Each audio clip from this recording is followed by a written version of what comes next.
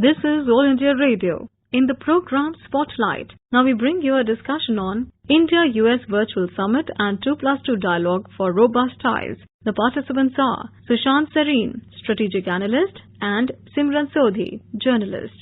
Today we are discussing the India-US relationship, and this comes in the wake of the two leaders holding a virtual meeting which comes ahead of the India-US 2+2 dialogue. We will have Prime Minister Narendra Modi meeting US President Joe Biden in a virtual summit, and we will also have the India-US dialogue which is taking place in Washington DC this year. Mr. Sareen, when you see this activity which is happening on the India-US front, how much weightage does this lend to a relationship which we have seen of late getting really strong?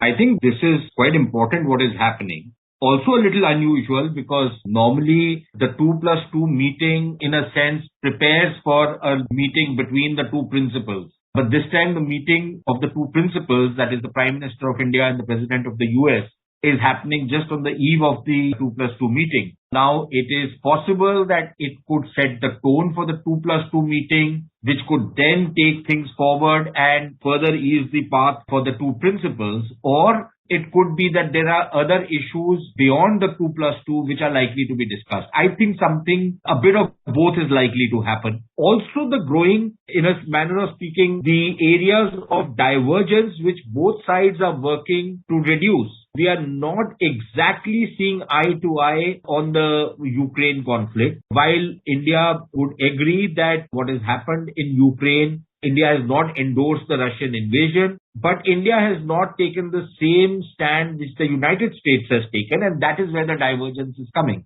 India's option is that let's talk about diplomacy, let's talk about keep lines of communication open. So we are taking that line, while the American line is diametrically opposite to the line we are taking. So that is a issue of some divergence between the two sides. But rather than recriminations, I think what both sides are trying to do is narrow down the differences, try and coordinate better. And in a manner of speaking, that shows you the strength of the relationship. At the same time, I think it also should inform everybody in the world that whatever noise is being made in the American media, that noise is not really being reflected by the US administration, which is trying to work its way with India.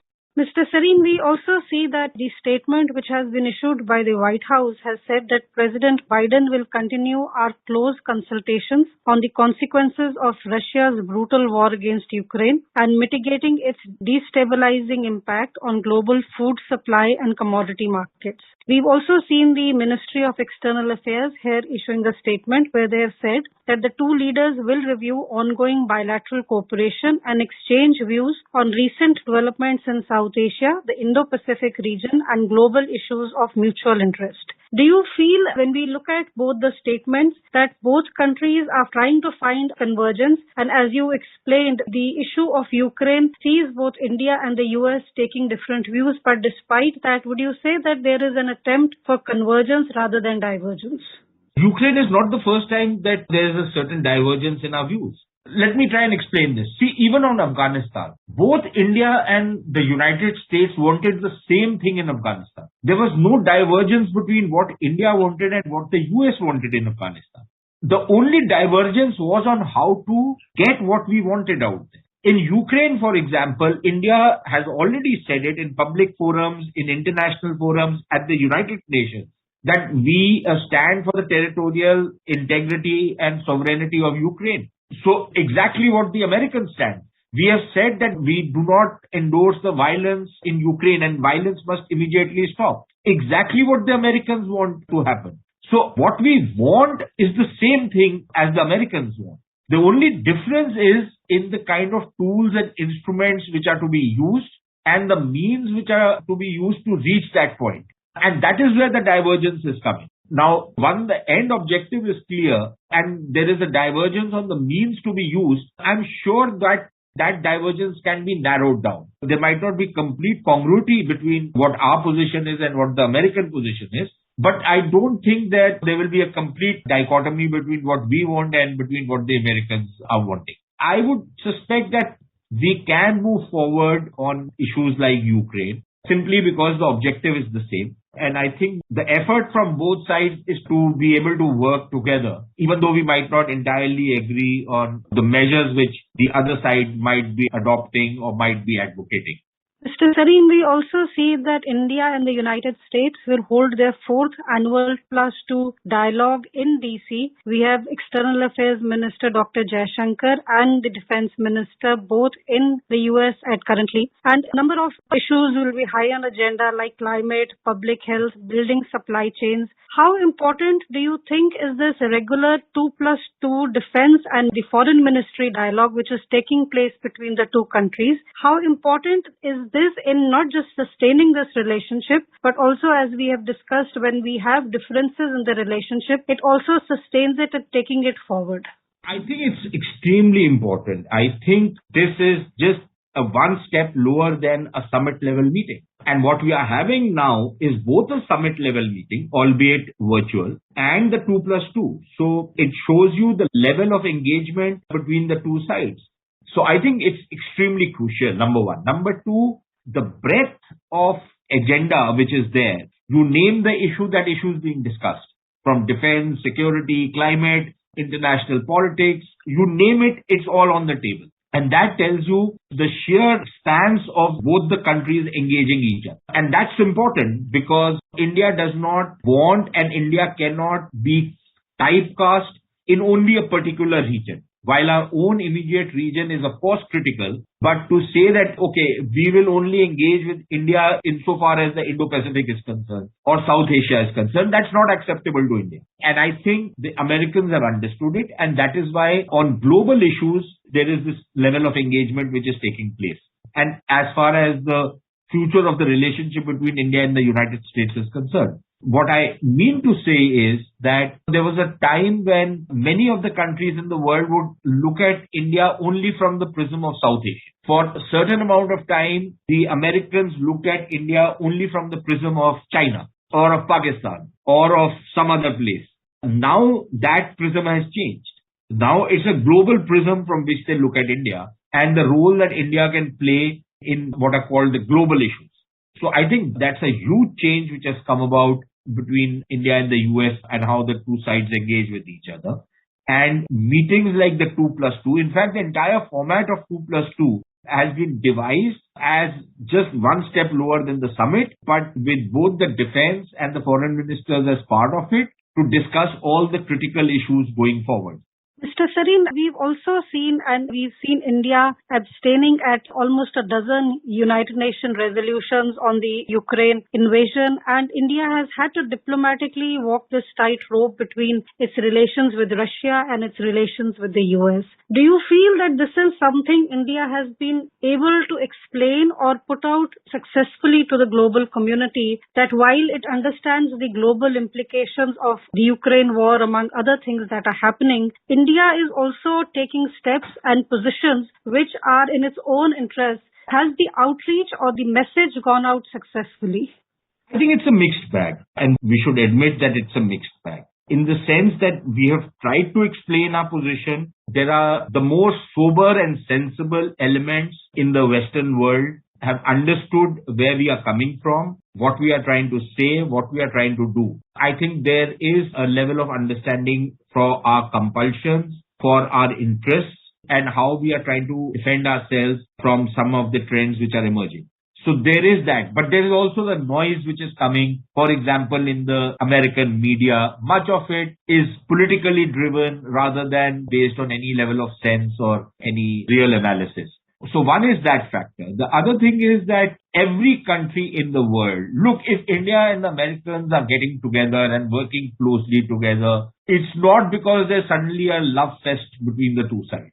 All countries get together, work together because they see a convergence of interests. And between the Indians and the Americans, or the Indian and the Western world, there is convergence of interests, not only on global issues, but on political issues, on ideological issues, on a range of issues. There are differences as well. But despite that, I think the convergences are more important. And because our interests are converging, we are engaging with each other at levels which we have not done in the past, when our interests did not entirely converge. So for anyone to expect that India will overnight simply turn around from its own interests and work in the interests of somebody else, I think that's quite mindless. That's not going to happen. Now, what are India's interests? I think we need to be clear on that. We have very close political and diplomatic relations with the Russians. We might not have endorsed their actions, but that does not mean that we are ready to say goodbye to the Russians. We have certain amount of dependence on the Russians. Insofar as the defense sector is concerned, a lot of our defense equipment and supplies come from Russia. So that is something which we cannot ignore.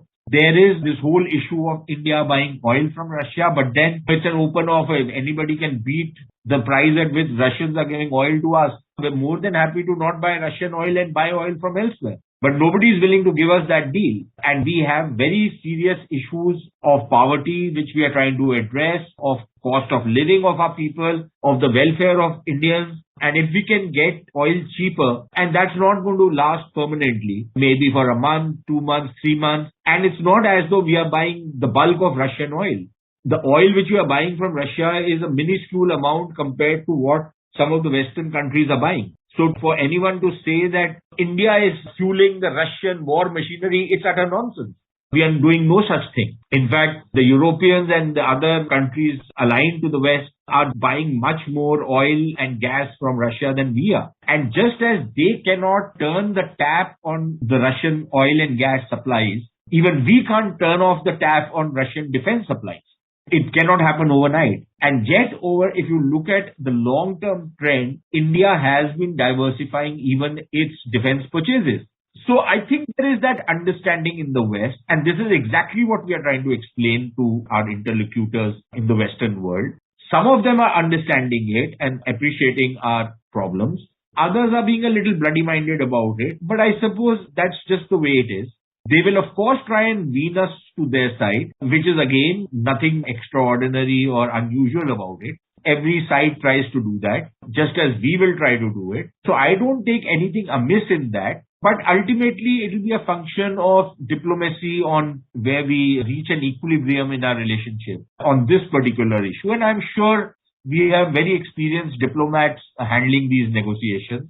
And we have a certain amount of wisdom with which we will approach these matters. I don't think there will be any knee-jerk reaction or response from the Indian side or from the other side. So I expect to work out eventually. I don't foresee much of a problem. Mr. Sareen, very briefly, do you feel we've seen two recent developments in our neighborhood? One has been Imran Khan being removed from power in Pakistan, and we have seen the very violent protests undergoing in Sri Lanka. Do you think this will also feature in the dialogue which the Prime Minister is going to have and in the ministerial dialogue? Do you feel that the regional conflicts and the regional instability that we are seeing will also feature in this?